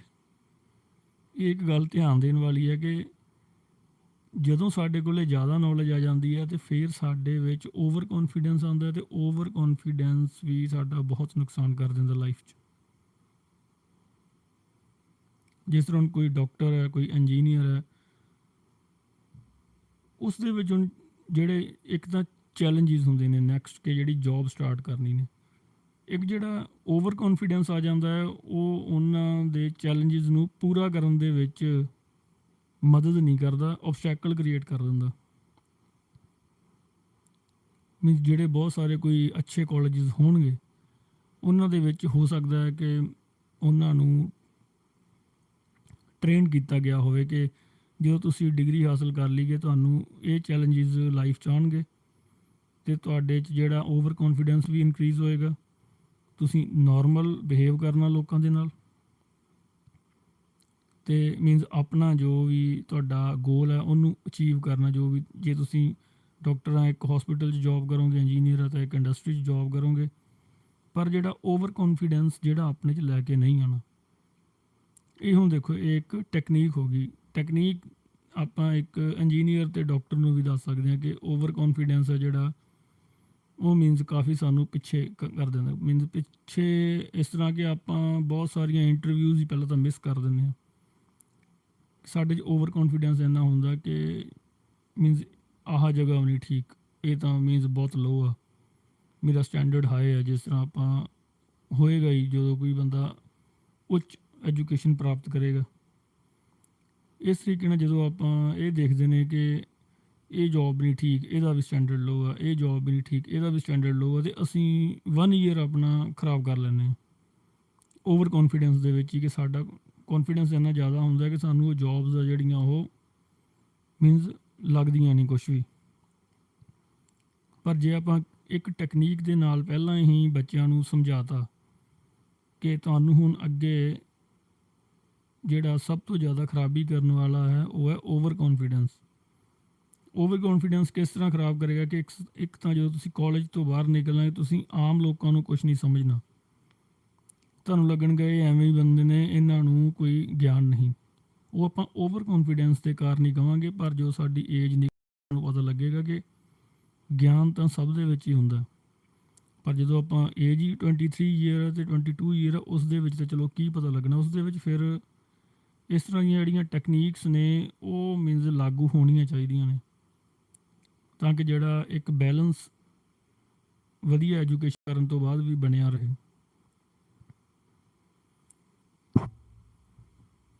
ਜਿਸ ਤਰ੍ਹਾਂ ਇਸ ਤੋਂ ਬਾਅਦ ਜੇ ਆਪਾਂ ਨੈਕਸਟ ਆਪਾਂ ਉਹਨਾਂ ਲੋਕਾਂ ਦੀ ਗੱਲ ਕਰੀਏ ਕਿ ਜਿਹੜੇ ਲੋਕਾਂ ਨੇ ਹੁਣ ਐਜੂਕੇਸ਼ਨ ਹਾਸਲ ਨਹੀਂ ਕੀਤੀ, ਜਿਨ੍ਹਾਂ ਨੇ ਐਜੂਕੇਸ਼ਨ ਹਾਸਲ ਨਹੀਂ ਕੀਤੀ ਉਹ ਤਾਂ ਪਹਿਲਾਂ ਹੀ ਮੀਨਜ਼ ਬਹੁਤ ਹੀ ਪ੍ਰੋਬਲਮਸ ਦੇ ਵਿੱਚੋਂ ਲੰਘੇ ਹੁੰਦੇ ਨੇ। 18 ਸਾਲ ਲੰਘਦੇ ਨੇ, 19 ਸਾਲ, 20 ਸਾਲ, ਉਦੋਂ ਤੱਕ ਉਹਨਾਂ ਦੇ ਸੁਸਾਇਟੀ 'ਚ ਝਗੜੇ ਸ਼ੁਰੂ ਹੋ ਜਾਂਦੇ ਨੇ ਲੋਕਾਂ ਦੇ ਨਾਲ, ਕਿਉਂਕਿ ਸਮਝਾਉਣ ਵਾਲੇ ਤਾਂ ਹੁਣ ਹੁੰਦੇ ਨਹੀਂ, ਨਾ ਕੋਈ ਸਮਝਾਏ। ਮੀਨਜ਼ ਅਗਲਾ ਕੁਛ ਕਹਿ ਵੀ ਨਹੀਂ ਸਕਦਾ, ਕਿਉਂਕਿ ਜੋ ਬੰਦੇ ਐਜੂਕੇਟਡ ਨੇ ਉਹਨਾਂ ਨੂੰ ਕੋਈ, ਸਭ ਲੋਕ ਡਰਦੇ ਨੇ ਕਿ ਜੇ ਆਪਾਂ ਕੋਈ ਸਮਝਾਇਆ ਤਾਂ ਮੀਨਜ਼ ਸਾਨੂੰ ਹੀ ਪ੍ਰੋਬਲਮ ਕਰਨਗੇ। ਇਹਨਾਂ ਨੂੰ ਪਤਾ ਹੈ ਨਹੀਂ, ਇਹ ਛੋਟੀ ਆ, ਇਹਨਾਂ ਦਾ ਕੀ ਪਤਾ ਕੀ ਕਰਦੇ ਨੇ। ਉਹ ਬੜੀ ਮੁਸ਼ਕਿਲ ਨਾਲ 23-24 ਸਾਲ ਤੱਕ ਉਹ ਪਹੁੰਚਦੇ ਨੇ ਕਿਸੇ ਨਾ ਕਿਸੇ ਤਰੀਕੇ ਨਾਲ। ਪਰ ਜਿਸ ਦੀ ਕਿਸਮਤ ਤੁਸੀਂ ਕਹਿ ਲਓ ਚੰਗੀ ਹੋਵੇ, ਜੀ ਲੱਕ ਜਿਹਦਾ ਠੀਕ ਹੋਵੇ, ਮੀਨਜ਼ ਜਿਹਦੀ ਅੰਡਰਸਟੈਂਡਿੰਗ ਰੱਬ ਵੱਲੋਂ ਹੀ ਬਣੀ ਹੋਏ, ਜਾਂ ਜਿਹਦੇ ਪੇਰੈਂਟਸ ਨੇ ਛੋਟੇ ਹੁੰਦਿਆਂ ਦੇ ਬ੍ਰੇਨ 'ਚ ਹੀ ਫੀਡ ਕਰਤਾ ਹੋਵੇ ਕਿ ਆਪਾਂ ਵਰਕ ਹੈ ਜਿਹੜਾ, ਵਰਕ ਹੀ ਤੁਹਾਡੀ ਸੁਸਾਇਟੀ 'ਚ ਰਿਸਪੈਕਟ ਬਣਾਉਂਦਾ। ਜੇ ਜਿਨ੍ਹਾਂ ਦੇ ਦਿਮਾਗ 'ਚ ਇਹ ਗੱਲ ਆ ਗਈ ਕਿ ਮਿਹਨਤ ਆ, ਜਿਹੜਾ ਕੰਮ ਆ, ਉਹਦੇ ਨਾਲ ਹੀ ਰਿਸਪੈਕਟ ਬਣਨੀ ਆ, ਉਹ ਤਾਂ ਬੱਚੇ ਜਿਹੜੇ 18-19 ਸਾਲ ਦੀ ਏਜ ਦੇ ਵਿੱਚ ਹੀ ਕਿਤੇ ਨਾ ਕਿਤੇ ਕੰਮ 'ਤੇ ਐਡਜਸਟ ਹੋ ਜਾਂਦੇ ਨੇ। ਉਹਨਾਂ ਨੂੰ ਫਿਰ ਜਿਹੜੇ ਲਾਈਫ ਦੇ ਚੈਲੰਜਸ ਨੇ ਮੀਨਜ਼ ਇੰਨੇ ਆਉਂਦੇ ਨਹੀਂ, ਕਿਉਂਕਿ ਜੋ ਉਹਨਾਂ ਦੀ ਏਜ ਆ ਉਸ ਦੇ ਵਿੱਚ ਉਹਨਾਂ ਦਾ ਫਲੋ ਬਣ ਜਾਂਦਾ ਕਿ ਮੀਨਜ਼ ਉਹਨਾਂ ਨੇ ਜਿਸ ਤਰ੍ਹਾਂ ਕਿ ਜੋਬ ਛੋਟੀ ਜਿਹੀ ਕਰ ਲਈ, ਚਾਹੇ ਕੋਈ ਕੱਪੜੇ ਦੀ ਦੁਕਾਨ 'ਤੇ ਕਰ ਲਈ, ਚਾਹੇ ਉਹਨਾਂ ਨੇ ਕਿਤੇ ਮੀਨਜ਼ ਕਿਸੇ ਵੇਅਰ ਹਾਊਸ 'ਚ ਉਹਨਾਂ ਨੇ ਜੋਬ ਸਟਾਰਟ ਕਰ ਲਈ। ਅਤੇ ਜੋ ਨਹੀਂ ਐਜੂਕੇਟਡ ਉਹਨਾਂ ਦਾ ਤਾਂ ਫਿਰ ਕੰਮ ਇਹੀ ਹੁੰਦਾ ਕਿ ਕੋਈ ਸਮਾਨ ਨੂੰ ਤੁਸੀਂ ਕਿਤੇ ਰੱਖ ਦਿਓ ਜਾਂ ਕਿਤੇ ਚੱਕ ਲਓ, ਇੱਦਾਂ ਦਾ ਹੀ ਕੰਮ ਹੁੰਦਾ। ਪਰ ਉਹਨਾਂ ਦੀ ਜਿਹੜੀ ਬਾਡੀ ਹੁੰਦੀ ਹੈ ਟੀਨੇਜਰਸ ਦੀ, ਉਹ ਤੁਸੀਂ ਕਹਿ ਲਓ ਕਿ ਸਟਰੋਂਗ ਹੁੰਦੀ ਹੈ, ਅਤੇ ਉਹਨਾਂ ਨੂੰ ਇਹ ਚੀਜ਼ਾਂ ਕਰਨ ਦੇ ਵਿੱਚ ਜਿਹੜਾ ਇੱਕ ਐਂਟਰਟੇਨਮੈਂਟ ਹੁੰਦਾ। ਇਸ ਕਰਕੇ ਉਹਨਾਂ ਦੀ ਲਾਈਫ ਆ ਜਿਹੜੇ 5-6 ਸਾਲ 7 ਸਾਲ ਆ, ਉਹਨਾਂ ਨੂੰ ਬਿਲਕੁਲ ਪਤਾ ਨਹੀਂ ਲੱਗਦਾ ਕਿ ਜੇ ਉਹ ਕੰਮ 'ਤੇ ਲੱਗ ਜਾਣ, ਜੇ ਕਿਤੇ ਉਹ ਜੋਬ ਕੋਈ ਦੇਖ ਲੈਣ। ਪਰ ਸਾਡੇ ਇੰਨਾ ਸਿਸਟਮ ਨਹੀਂ ਹੈ ਕਿ ਅਸੀਂ ਜਿਹੜੇ ਬੰਦੇ ਨਹੀਂ ਪੜ੍ਹੇ ਲਿਖੇ ਉਹਨਾਂ ਨੂੰ ਜੋਬਸ 'ਤੇ ਫਟਾਫਟ ਲਗਵਾ ਸਕੀਏ। ਇਸ ਦੇ ਵਾਸਤੇ ਐਮਪਲੋਇਮੈਂਟ ਏਜੰਸੀਜ਼ ਹੁੰਦੀਆਂ ਨੇ। ਐਮਪਲੋਇਮੈਂਟ ਏਜੰਸੀਜ਼ ਜ਼ਰੂਰ ਜਿਹੜੀਆਂ ਖੜ੍ਹੀਆਂ ਕਰਨੀਆਂ ਚਾਹੀਦੀਆਂ ਨੇ ਦੇਸ਼ ਦੇ ਵਿੱਚ, ਜਿਨ੍ਹਾਂ ਦਾ ਨਾਮ ਹੋਏ। ਹੁਣ ਐਮਪਲੋਇਮੈਂਟ ਏਜੰਸੀਜ਼ ਤਾਂ ਬਹੁਤ ਨੇ, ਪਰ ਜਿਹੜੇ ਟੀਨਏਜਰਸ ਨੂੰ ਤਾਂ ਹੁਣ ਪਤਾ ਹੀ ਨਹੀਂ ਕਿ ਐਮਪਲੋਇਮੈਂਟ ਏਜੰਸੀ ਹੁੰਦਾ ਕੀ ਹੈ, ਐਮਪਲੋਇਮੈਂਟ ਏਜੰਸੀ ਜਾਣਾ ਕਿੱਦਾਂ। ਕਿਉਂਕਿ ਉਹ ਮੈਂ ਵੀ ਦੇਖੀ ਹੋਈ ਐਮਪਲੋਇਮੈਂਟ ਏਜੰਸੀਜ਼, ਤੁਸੀਂ ਜਿਹੜੇ ਸਿਟੀਜ਼ 'ਚ ਜਾਓਗੇ ਤਾਂ ਜਿਹੜੇ ਪਲਾਜ਼ਾਜ਼ ਬਣੇ ਨੇ ਜਾਂ ਸ਼ਾਪਿੰਗ ਮਾਲਸ ਬਣੇ ਨੇ, ਉਹਨਾਂ ਦੇ ਵਿੱਚ ਕੋਈ ਰੂਮਸ ਬਣੇ ਨੇ ਛੋਟੇ ਛੋਟੇ, ਤੁਸੀਂ ਕਹ ਲਓ ਆਫਿਸ ਜੇ ਬਣੇ ਨੇ, ਉਹਨਾਂ ਨੇ ਐਮਪਲੋਇਮੈਂਟ ਏਜੰਸੀਜ਼ ਦੇ ਬਾਹਰ ਬੋਰਡ ਲਾਏ ਨੇ। ਪਰ ਉੱਥੋਂ ਤੱਕ ਤਾਂ ਉਹ ਬੰਦਾ ਪਹੁੰਚਦਾ ਜਿਨ੍ਹਾਂ ਦੀ ਏਜ ਕੋਈ 30 ਸਾਲ ਤੱਕ ਹੋ ਜਾਏ, ਉਦੋਂ ਤੱਕ ਕੋਈ ਥੋੜ੍ਹਾ ਬਹੁਤ ਕੋਈ ਉਹਨਾਂ ਨੂੰ ਦੱਸਦਾ ਹੈ। ਕਿਉਂਕਿ ਜਿਹੜੇ ਬੱਚੇ ਐਜੂਕੇਟਡ ਨਹੀਂ, ਉਹਨਾਂ ਨੂੰ ਰਾਹ ਪਾਉਣ ਵਾਸਤੇ ਸਾਡੀ ਕੰਟਰੀ 'ਚ ਕੁਛ ਨਹੀਂ ਹੈ। ਇਹ ਵੀ ਇੱਕ ਮੀਨਜ਼ ਜੇ ਪਲੈਟਫਾਰਮ ਸਾਡੇ ਬਣਾਉਣਾ ਚਾਹੀਦਾ ਹੈ ਥਰੂ ਕਮਿਊਨਿਟੀ ਸੈਂਟਰਸ। ਇਹ ਜਿਹੜਾ ਪਲੈਟਫਾਰਮ ਬਣ ਸਕਦਾ, ਜਿਸ ਤਰ੍ਹਾਂ ਇੱਕ ਜ਼ਿਲ੍ਹੇ ਦੇ ਵਿੱਚ ਹੁਣ ਤੁਸੀਂ ਦੇਖ ਲਓ ਕਿੰਨੀ ਪਾਪੂਲੇਸ਼ਨ ਆ, ਇੱਕ ਕਮਿਊਨਿਟੀ ਸੈਂਟਰ ਦੇ ਵਿੱਚ ਤੁਸੀਂ ਕਹ ਲਓ ਕਿ ਮੀਨਜ਼ ਜਿਹੜਾ ਇੱਕ ਕਮਿਊਨਿਟੀ ਸੈਂਟਰ ਜੇ 1000 ਬੰਦੇ ਨੂੰ ਹੈਂਡਲ ਕਰਦਾ, ਅਤੇ ਉਸ ਹਿਸਾਬ ਨਾਲ ਉਹਨੇ ਕਮਿਊਨਿਟੀ ਸੈਂਟਰਸ ਹੋਣੇ ਚਾਹੀਦੇ ਨੇ। ਕਿਉਂਕਿ ਕਮਿਊਨਿਟੀ ਸੈਂਟਰਸ ਦੇ ਵਿੱਚ ਕਿਸੇ ਨੇ ਬੈਠਣ ਵਾਲੇ ਲੋਕ ਤਾਂ ਘੱਟ ਹੁੰਦੇ ਨੇ, ਜਿਨ੍ਹਾਂ ਨੂੰ ਕੋਈ ਮੀਨਜ਼ ਰੈਫਰ ਕੀਤਾ ਜਾਵੇ, ਕੋਈ ਕਾਉਂਸਲਿੰਗ ਹੋਵੇ, ਜਾਂ ਉਹ ਵੀ ਫਰਦਰ ਇੱਕ ਆਫਿਸ ਹੁੰਦਾ ਉਹਨਾਂ ਨੂੰ ਅੱਗੇ ਹੀ ਭੇਜ ਦੇਣਾ ਹੁੰਦਾ ਜਿੱਥੇ ਵੀ ਜਾਇਆ ਜਾਵੇ। ਪਰ ਕਮਿਊਨਿਟੀ ਸੈਂਟਰ ਇੱਕ ਲਿੰਕ ਹੁੰਦਾ ਬਸ, ਜਿਸ ਨਾਲ ਆਪਾਂ ਗੱਲਬਾਤ ਕਰ ਸਕਦੇ ਹਾਂ। ਜਾਂ ਇੱਕ ਜਿਹੜੇ ਟੀਨਏਜਰਸ ਨੇ ਜਿਨ੍ਹਾਂ ਨੇ ਜੋਬ ਸਰਚ ਕਰਨੀਆਂ ਨੇ, ਜਿਹੜੇ ਐਜੂਕੇਸ਼ਨ ਨਹੀਂ ਹਾਸਲ ਕਰ ਪਾਏ, ਉਹਨਾਂ ਨੂੰ ਇੱਕ ਲਿੰਕ ਮਿਲ ਜਾਂਦਾ ਕਿ ਇਸ ਆਫਿਸ ਦੇ ਵਿੱਚ ਜਾ ਕੇ ਆਪਣਾ ਜਿਹੜਾ ਨਾਮ ਹੈ, ਫ਼ੋਨ ਨੰਬਰ ਹੈ, ਉਹ ਦੇ ਕੇ ਆਓ, ਅਤੇ ਉੱਥੋਂ ਤੁਹਾਨੂੰ ਕਾਲ ਆਏਗੀ ਕਿ ਕਿੱਥੇ ਕੰਮ ਹੈ ਤੁਹਾਡੇ ਵਾਸਤੇ।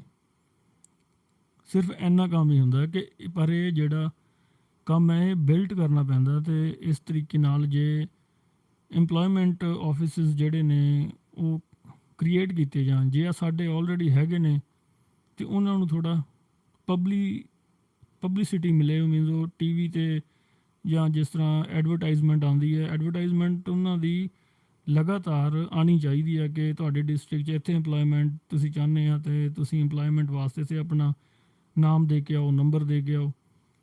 ਉਹਨਾਂ ਨੂੰ ਲਗਾਤਾਰ ਜਿਹੜਾ ਜਿਸ ਤਰ੍ਹਾਂ ਆਪਣੇ ਨੂੰ ਐਡਵਰਟਾਈਜ਼ਮੈਂਟ ਇੰਨੀਆਂ ਚੱਲਦੀਆਂ ਨੇ, ਪਰ ਕਦੇ ਇਸ ਤਰ੍ਹਾਂ ਦੀ ਐਡਵਰਟਾਈਜ਼ਮੈਂਟ ਨਹੀਂ ਆਈ ਕਿ ਇੰਪਲੋਇਮੈਂਟ ਆਫਿਸਿਸ ਦੇ ਵਿੱਚ ਜਾ ਕੇ ਆਪਣਾ ਨਾਮ ਅਤੇ ਨੰਬਰ ਦੇ ਕੇ ਆਓ ਜੇ ਤੁਹਾਨੂੰ ਕੰਮ ਦੀ ਜ਼ਰੂਰਤ ਹੈ। ਜੋ ਮੈਂ ਸਮਝਦਾ ਕਿ ਆਪਣੇ ਡਿਸਟ੍ਰਿਕਟਸ ਦੇ ਵਿੱਚ ਗਵਰਨਮੈਂਟ EMPLOYMENT ਆਫਿਸਿਸ ਵੀ ਹੁੰਦੇ ਆ। ਇਹ ਮੇਰਾ ਇੱਕ ਐਸਟੀਮੇਟ ਹੈ, ਕਿਉਂਕਿ ਮੈਨੂੰ ਵੀ ਨਹੀਂ ਪਤਾ ਕਿ ਮੈਂ ਇੰਨੀ ਐਜੂਕੇਸ਼ਨ ਹਾਸਲ ਕਰ ਲਈ ਕਿ ਮੇਰੇ ਤੱਕ ਵੀ ਨਹੀਂ ਕਦੇ ਗੱਲ ਪਹੁੰਚੀ ਕਿ ਡਿਸਟ੍ਰਿਕਟ ਦੇ ਵਿੱਚ EMPLOYMENT ਆਫਿਸਿਸ ਨੇ ਅਤੇ ਉੱਥੋਂ ਜਾ ਕੇ ਤੁਸੀਂ ਜੇ ਆਪਣਾ ਨਾਮ ਦਿਓ ਤਾਂ ਤੁਹਾਨੂੰ ਕੋਈ ਜੋਬ ਮਿਲ ਸਕਦੀ ਹੈ। ਕਿਉਂਕਿ ਇਸ ਚੀਜ਼ ਦੀ ਐਡਵਰਟਾਈਜ਼ਮੈਂਟ ਹੀ ਨਹੀਂ ਹੈ। ਮਾਰਕੀਟਿੰਗ ਜਿਸ ਤਰ੍ਹਾਂ ਹੁੰਦੀ ਹੈ ਕਿਸੇ ਵੀ ਪ੍ਰੋਡਕਟ ਦੀ, ਉਸੇ ਤਰੀਕੇ ਨਾਲ ਹੀ ਪਤਾ ਲੱਗਦਾ ਸਾਨੂੰ, ਸਾਡੇ ਤੱਕ ਗੱਲ ਪਹੁੰਚਦੀ ਹੈ। ਹੁਣ ਇਹ ਗੱਲ ਹੈ ਤਾਂ ਮਾਈਨਰ। ਹੁਣ ਜੇ ਮੰਨ ਲਓ ਆਫਿਸਿਸ ਬਣੇ ਹੋਏ ਨੇ ਆਲਰੇਡੀ, ਅਤੇ ਉਹਨਾਂ ਨੂੰ ਸਿਰਫ ਇੱਕ ਪਹੁੰਚਾਉਣ ਦਾ ਜਿਹੜਾ ਜ਼ਰੀਆ ਹੈ ਟੀਨਏਜਰਸ ਦੇ ਤੱਕ, ਉਹ ਨਹੀਂ ਸਾਡੇ ਦੇਸ਼ ਦੇ ਵਿੱਚ ਬਣਾਇਆ ਗਿਆ।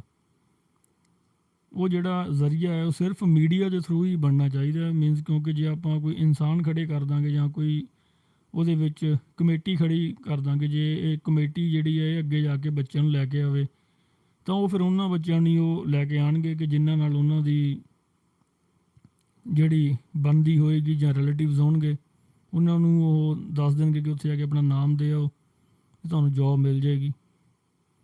ਪਰ ਜਿਹੜੇ ਜ਼ਿਆਦਾਤਰ ਜਿਹੜੇ ਬੱਚਿਆਂ ਨੂੰ ਕੋਈ ਨਹੀਂ ਜਾਣਦਾ, ਇਕੱਲੇ ਨੇ, ਉਹਨਾਂ ਨੂੰ ਕੋਈ ਨਹੀਂ ਪੁੱਛੇਗਾ। ਇਸ ਕਰਕੇ ਮੀਡੀਆ ਜਿਹੜਾ ਸਭ ਤੋਂ ਬੈਟਰ ਆਪਸ਼ਨ ਹੈ ਕਿ ਜੇ ਐਡਵਰਟਾਈਜ਼ 24 ਆਵਰਸ ਐਡਵਰਟਾਈਜ਼ ਹੋਣਾ ਚਾਹੀਦਾ ਕਿ ਮੀਨਸ EMPLOYMENT ਆਫਿਸ 'ਚ ਜਾ ਕੇ ਆਪਣਾ ਨਾਮ ਦੇ ਕੇ ਉਹਦੇ ਕੰਮ ਤੁਹਾਨੂੰ ਮਿਲ ਜਾਏਗਾ, ਅਤੇ ਸਾਡੇ ਦੇਸ਼ ਦੀ 50% ਪ੍ਰੋਬਲਮ ਸੋਲਵ ਹੋ ਜਾਏਗੀ। 20% ਮੈਨੂੰ ਲੱਗਦਾ ਕ੍ਰਾਈਮ ਰੇਟ ਘੱਟ ਜਾਏਗਾ, ਕਿਉਂਕਿ ਟੀਨਏਜਰਸ ਨੂੰ ਪਤਾ ਨਹੀਂ ਹੁੰਦਾ, ਉਹ ਇੱਧਰ ਉੱਧਰ ਫਿਰਦੇ ਰਹਿੰਦੇ ਨੇ, ਕੋਈ ਕ੍ਰਾਈਮ ਮਾੜਾ ਮੋਟਾ ਉਹ ਕਰ ਹੀ ਦਿੰਦੇ ਨੇ, ਕਿਉਂਕਿ ਜਦੋਂ ਐਜੂਕੇਸ਼ਨ ਨਹੀਂ ਹੈਗੀ ਤਾਂ ਉਹ ਕੁਛ ਨਾ ਕੁਛ ਤਾਂ ਕਰਨਗੇ।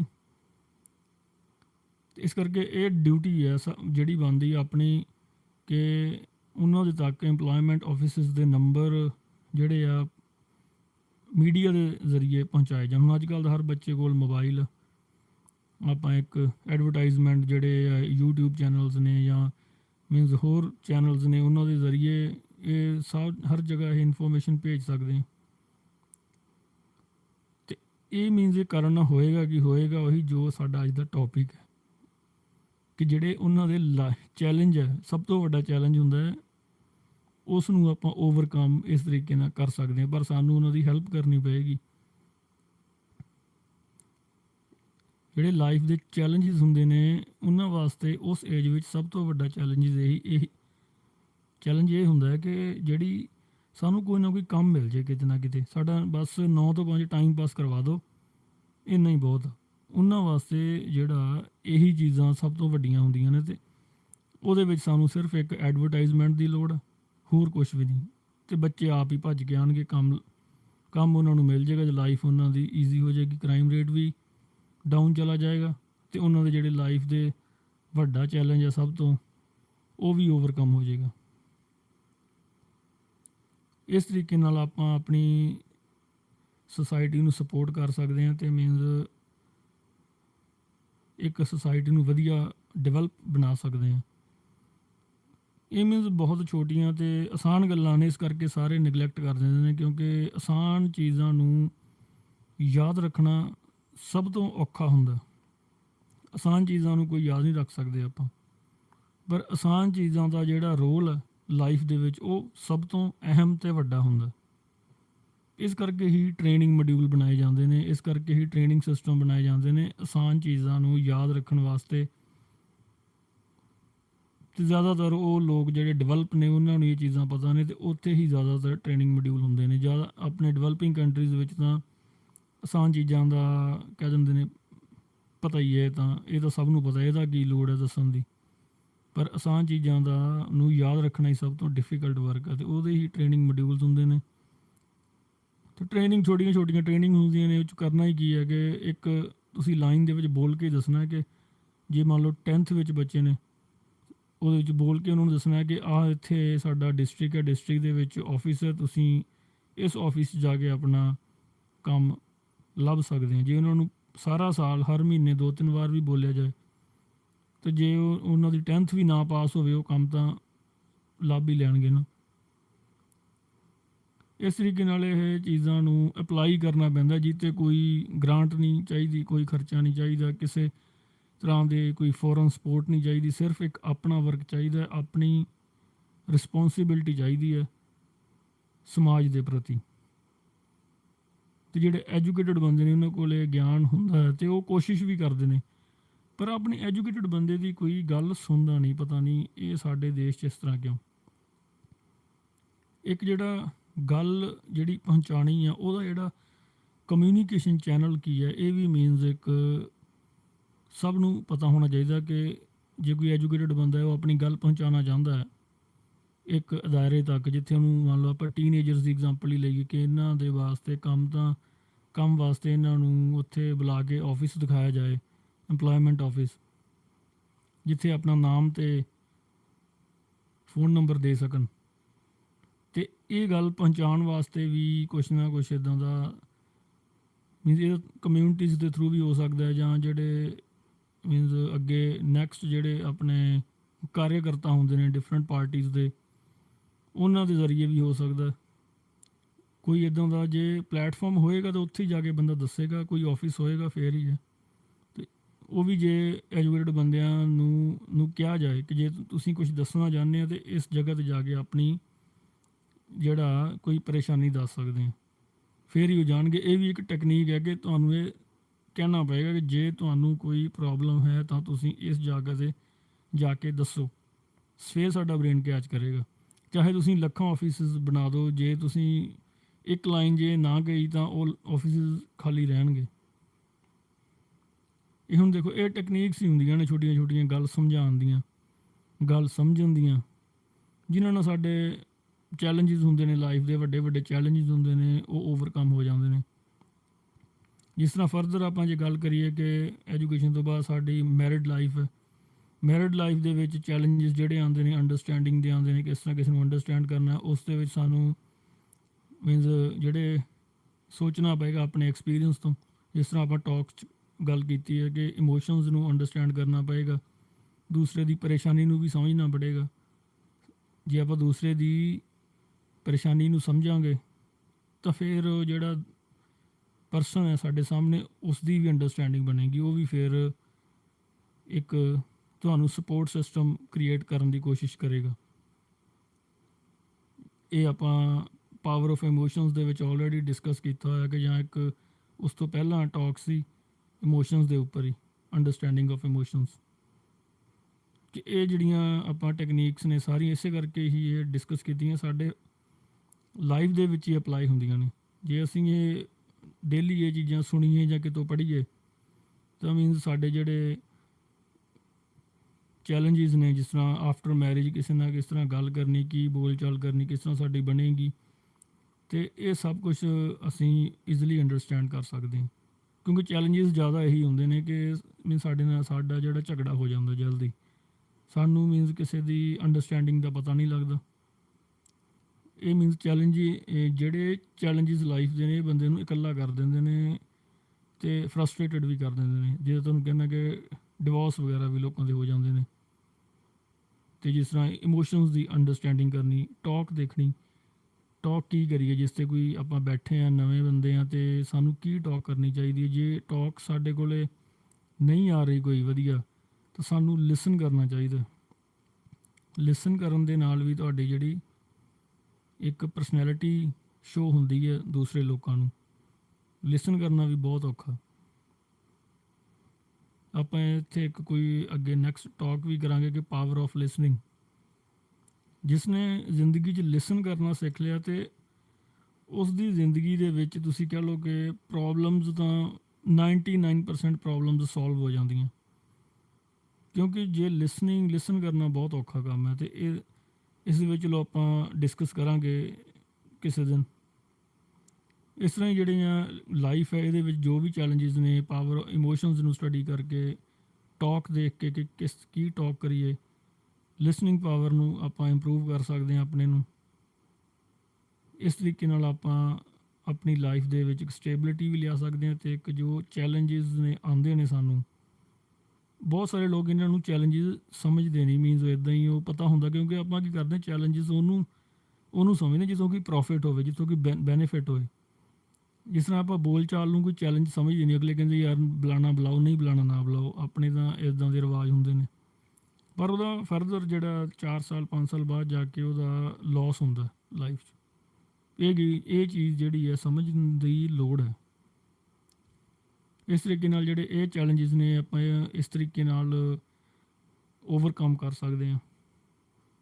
ਨੈਕਸਟ ਜਿਹੜੀ ਲਾਈਫ ਹੈ ਉਦੋਂ ਤੱਕ ਸਾਨੂੰ ਇੰਨਾ ਕੁ ਐਕਸਪੀਰੀਅੰਸ ਹੋ ਜਾਂਦਾ ਹੈ, ਆਫਟਰ 35 40 ਇੰਨੀ ਅੰਡਰਸਟੈਂਡਿੰਗ ਬਣ ਜਾਂਦੀ ਹੈ ਕਿ ਅਸੀਂ ਲਾਈਫ ਫਿਰ ਈਜ਼ਲੀ ਮੀਨਸ ਬਿਨਾਂ ਪ੍ਰੈਸ਼ਰ ਤੋਂ ਸਭ ਕੁਛ ਸਾਰੀ ਇਨਵਾਇਰਮੈਂਟ ਨੂੰ ਅੰਡਰਸਟੈਂਡ ਕਰਦੇ ਹੋਏ ਕੱਢ ਸਕਦੇ ਹਾਂ, ਜੇ ਅਸੀਂ ਇਹਨਾਂ ਚੀਜ਼ਾਂ 'ਤੇ ਪਹਿਲਾਂ ਕੰਮ ਕੀਤਾ ਹੋਇਆ। ਅਤੇ ਅੱਜ ਆਪਾਂ ਜਿਹੜੀ ਹੁਣ ਟਾਕ ਕੀਤੀ ਕਿ ਕਿਸ ਤਰ੍ਹਾਂ ਲਾਈਫ ਦੇ ਜਿਹੜੇ ਚੈਲੰਜਿਸ ਨੂੰ ਓਵਰਕਮ ਕੀਤਾ ਜਾਏ, ਇਸ ਦੇ ਬਾਰੇ ਹੁਣ ਤੁਸੀਂ ਆਪਣਾ ਵਿਊ ਦੇ ਸਕਦੇ ਹਾਂ, ਕੋਈ ਕਮੈਂਟ ਕਰ ਸਕਦੇ ਹਾਂ।